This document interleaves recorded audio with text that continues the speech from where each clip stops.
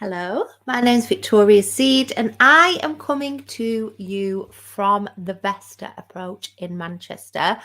I help families and individuals who are affected by alcohol or drug use. And my specialism, what I love to do, is help family members in particular who are living and trying to cope with a loved one's drug or alcohol use.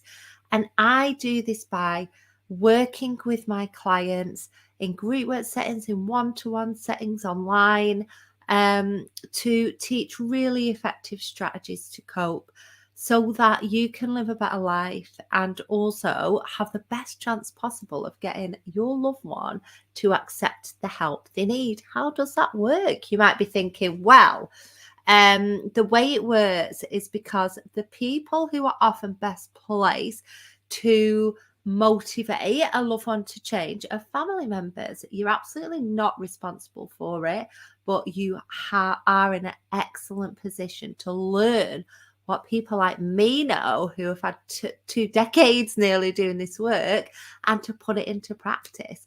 So that's what I help people do.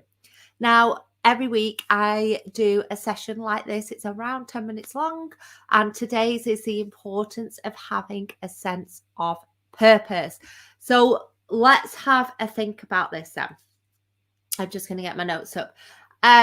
What does a sense of purpose mean? Well, in a wider context, like you might have a purpose in your life, personally, okay, outside your roles, or professionally. So I have different purposes in my life. So one of them, or roles, should we say? So one of them is being a mom, one of them is being a wife, and one of them is in my professional capacity, in my career. And in each of those areas, I have a goal really that I want to achieve about the way I fulfill those roles. So what I'm talking about today is having a sense of purpose in the sense that you have something for yourself outside your roles within the family. Okay, so we can think about this in a couple of ways. So first of all, like I said, you might have a wider purpose, something that gets you motivated yourself, something that gets you really going, something that you want to work on just for you because it's going to give you some kind of reward. So I'll focus on work today, but if you don't work, it could be anything else. So just pick something, something that you want to do or something that you want to achieve in your life. So my vision in my work is to support families affected by a loved one's drug or alcohol use and create a community of women internationally, really, who are living with this issue, and to help them, to help support them to provide solutions to make their life easier. A solution isn't necessarily stopping a loved one's substance use, although most people want that. I've worked with a lot of people who want to end relationships with a loved one, or they want to just help them reduce the harm of their substance use. It's not all about getting somebody into rehab, is it? So whatever it is, that is my goal, that's my passion. And I do lots of other work as well, but ultimately that is my sense of purpose in my work. And we can go a little bit of a layer deeper with this and think about like where it comes from. And for me, it comes from, my own childhood and my own lived experience. But my experiences of drug and alcohol use, my experiences of being in an abusive relationship, my experiences of my relationship with my own family.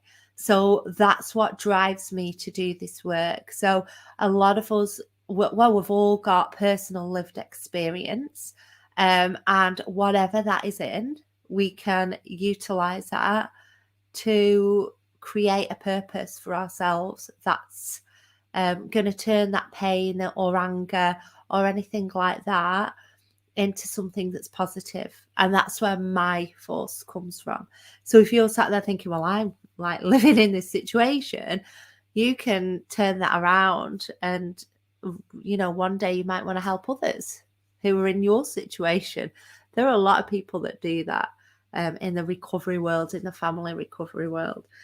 So I'm just going to talk through like a few reasons why this is important. So first of all, it's because of challenge. So we as human beings need to have some form of challenge. It moves us out of our comfort zone, like the daily grind, the drudgery of getting up, doing the same thing every single day. If we're living with a loved one's addiction, we've got to make sure, obviously, like we're not. There's a great diagram to show this. It's about getting out of your comfort zone and moving into stretch. But actually, beyond stretch is pressure. And when we feel pressured, that's no good, because if you're pressured in the other area of your life, living with your loved one's addiction, you don't want to be taking it too far. Do you know what I mean? So you've got to be constantly thinking, okay, this is a challenge for me. This is what I love, without burning yourself out. But the positives of that, as long as you don't do that, are just going to be so good for you. And you might be sat here thinking, well, actually, I've already got this, and that's fine. But what I'm asking you to do is don't lose sight of it, because in the chaos, in the stress, when we're becoming reactive all the time, we do become proactive. We forget to be proactive, and we're just firefighting all the time with anything that happens. So do this for yourself, for the challenge. The second thing is that our relationships and interactions with other people develop our social support, which in turn helps to support resilience. So this stuff helps with resilience. It's like, it's been proven. If we have a sense of purpose, then it means that we can build our own resilience. And resilience just means how to cope with things in adversity. We need to have that purpose outside the family home, like I said, whether it's at work, through volunteering, by any other means. Just having a goal is a purpose. So just think of one and go for it for you, something that you want to do, not something for everybody else.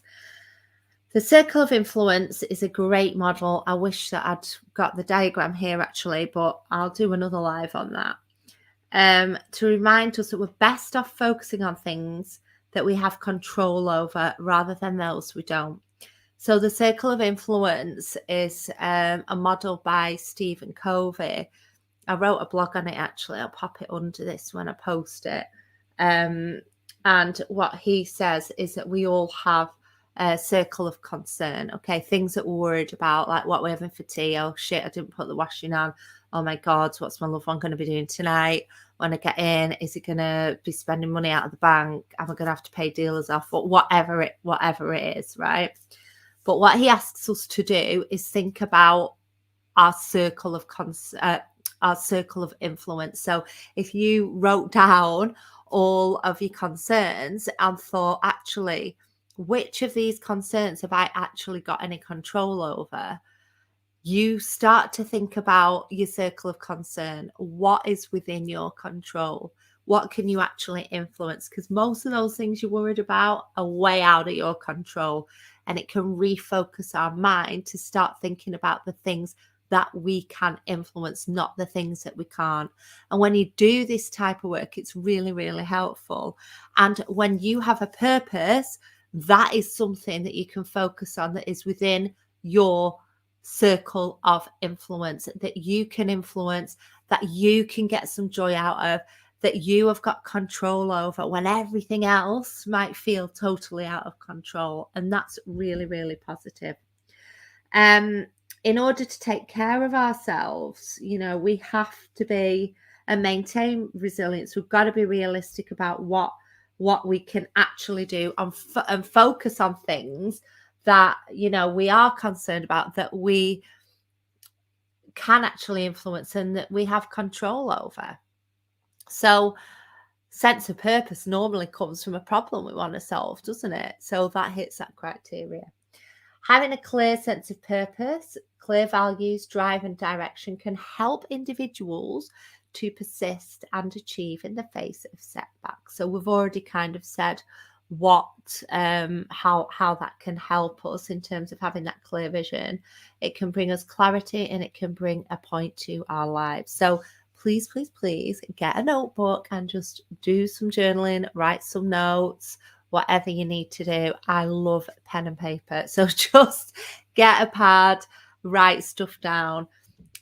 So think about like what lights you up, what brings meaning to your life, what gets you out of bed in the morning, what is something you've always wanted to do but you've never managed it. What if your own lived experience is something that you can help others with? What purpose can you bring to your life other than being the relative of someone who uses drugs or alcohol? Do not forget who you are. You have one life and you are in the driver's seat. So I hope that helps today. I can help. If you want to know more, please, please, please drop me a message on the screen. I've popped in vestaapproach.co.uk/free because you can go and grab my top 10 ways to family recovery. And that's got all my top 10 tips in there. So please, please, please go and have a look. And if you want to read more about this, actually, I haven't referenced it yet, which is unusual for me. Go and check out Liggy Webb's work. She wrote a fab book on resilience and she taught me a lot about this. So go and have a look at that. And I will see you next week. Drop your comments in below or DM